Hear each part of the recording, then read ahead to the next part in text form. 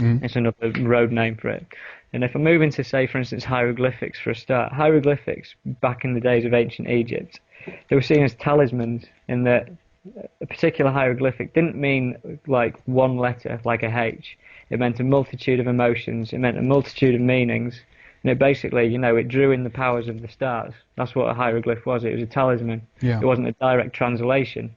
So, like, for instance, when they do a direct translation of the Rosetta Stone, you can't translate hieroglyphics into H, A's, and Z's and stuff like that. Do you know what I mean? Sure.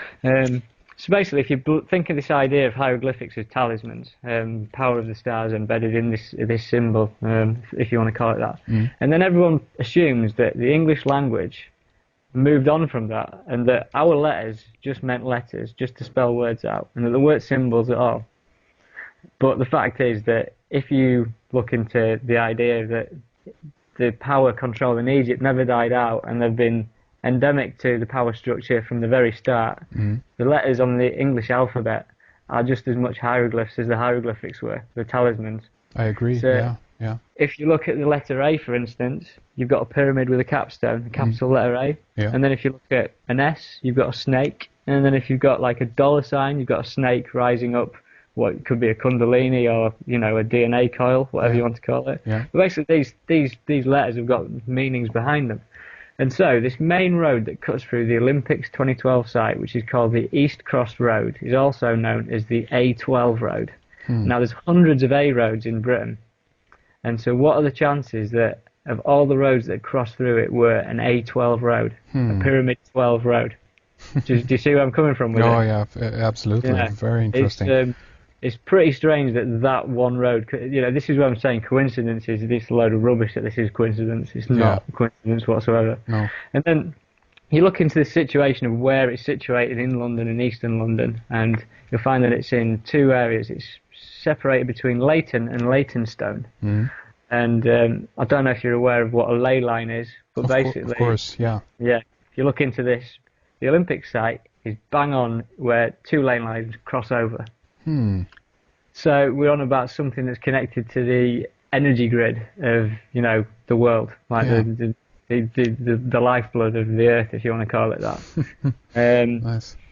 Interestingly enough, before when they commenced work on the Olympics 2012 site as well, I got this information off a chap on a message board, but he basically said that they'd organised a massive rave on the Olympic 2012 site, in which no doubt there's a lot of government-sponsored drugs out there and a lot of energy being given off. If you think about these energy lines, and they're inviting people to have raves on these sites, alongside holding some of the biggest competitions in the world ever, think about what's happening with all that energy. Where is that going?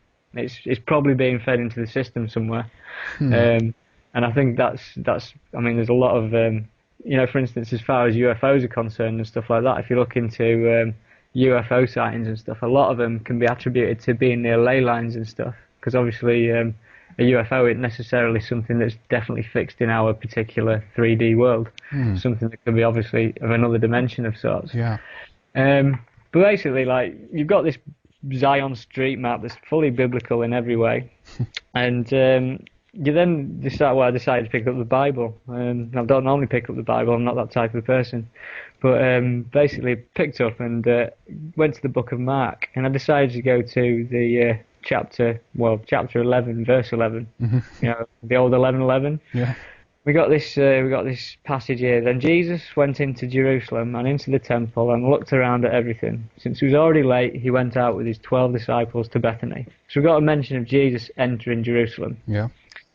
Which is obviously Zion's the New Jerusalem. And it says that since it was already late, he went out with his 12 disciples to Bethany.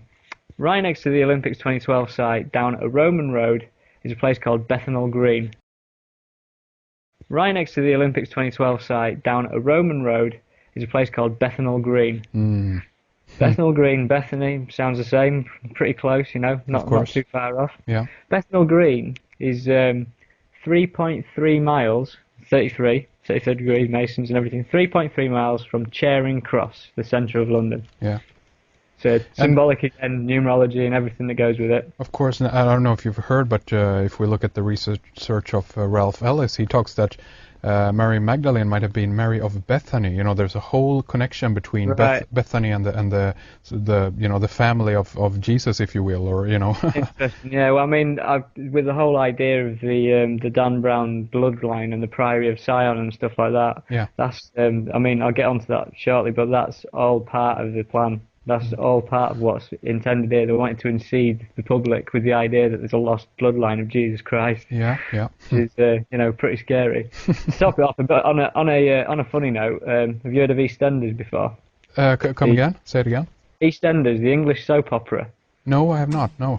No, right. It's a popular thing that most of, I'd say 90% of the population probably watch it. Unfortunately, Really? It's those typical soap operas, and if you watch the intro sequence to that, basically behind the EastEnders logo, where on this intro sequence, is the Olympics 2012 site.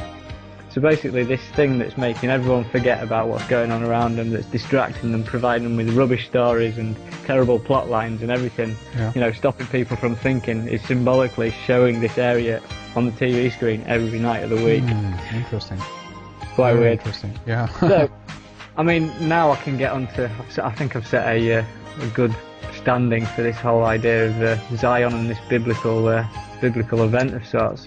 You know what I think we should do like this, Rik. I think that we should take a break right here, actually, because this has been basically an hour-long preface here, and obviously I've got tons of questions and comments, but Of course, yeah. I definitely want to just let you kind of lay out what you have here, so to speak, and see where this leads us. So I'm going to ask you, Rik, to just basically continue on the trail that you ended in our first segment, if you will. Okay. Right, well, obviously we've laid out a ground plan with a street map of, the Zion Olympics in 2012, like biblical road names left, right and centre, symbology and symbols and everything, it's all over the place. So I sat down and I started thinking to myself, so what is going to happen? Obviously this is something that's clearly been in the making for, I mean, I'd presume that those roads have been named them roads for over 100 years, because the street map hasn't changed in that time. And so what I started looking into was the idea of the Trinity, because obviously the pyramid numerology and everything gets involved in all of this, and obviously I think there's a lot to be answered for in there. And so obviously the precession of the equinoxes is a 26,000 year cycle, in which a roughly 26,000 year cycle, and takes just over 2,000 years to transition into a new age. Obviously 26,000 years through 12 signs of the zodiac, and that's about 2,100 for a new age. And obviously with the dawn of Christianity under Jesus, we entered the age of Pisces, which was symbolized by a fish. And prior to that, under the age of Aries, we were symbolically represented with Moses and his ram's horn. Yeah. So, and we're reportedly moving into the 11th astrological sign of Aquarius, which is the water bearer.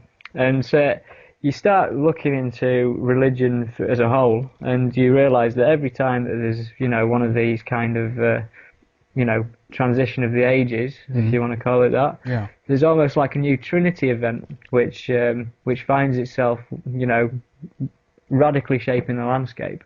So, for instance, the last Trinity event we had essentially was the Jesus, Joseph, and Mary, who had been touched by the angel Gabriel Trinity. And obviously, in Christianity as a whole, you've got the Holy Trinity, which is the Father, the Son, and the Holy Spirit, which is symbolic again for the angel Gabriel. Hindu religion, we've got Brahma, Vishnu, and Shiva. The Jewish Trinity, which essentially not as personified, but was Moses, Ark of the Covenant, and the Temple. And then obviously moving into the human body, we've got the spirit, body, and soul. We've got it all. But the fundamental Trinity of the ages, like that started it all, was the Osiris, Isis, and Horus connection. Yeah. Obviously, Osiris and Isis, mother and father, giving birth to Horus, who was essentially the personified, and it was the sun.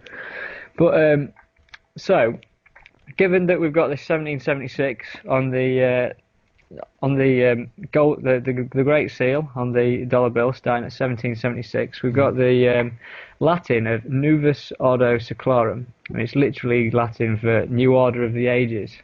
So it's not New World Order, it's New World Order of the ages. So it's obviously insinuating that it's to do with the transition of the equinox, like of the ages moving into the sign of Aquarius.